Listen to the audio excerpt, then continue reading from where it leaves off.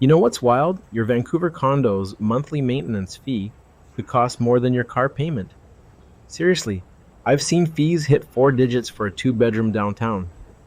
Let me tell you, the first time a client asked me why their dream loft came with a $600 monthly bill, I had to break it down like a math teacher at tax time. So here's the deal. Those fees, they're not just for keeping the lobby plants alive. Think of them like a subscription service for your building's survival. Older buildings, they're the vintage cars of real estate. Charming, but pricey to maintain. I showed a couple a heritage unit last year, and their strata fee was nearly double the newer building next door. Why? Decades old pipes and a roof that's seen more rain than a Vancouverite's umbrella. Oh, and don't even get me started on square footage. That 40 cents per square foot rule, it's more of a loose guideline. High. Downtown high rises can hit 50 cents, while Coquitlam might land at 28. But here's the kicker.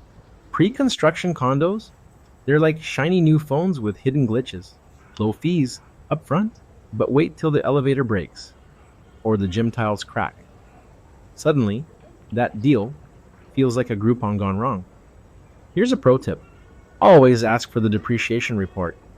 It's like the building's crystal ball, showing you every future repair, from elevator upgrades to patio resurfacing. I had a client skip this once, and 6 months in, boom, special levy for balcony repairs.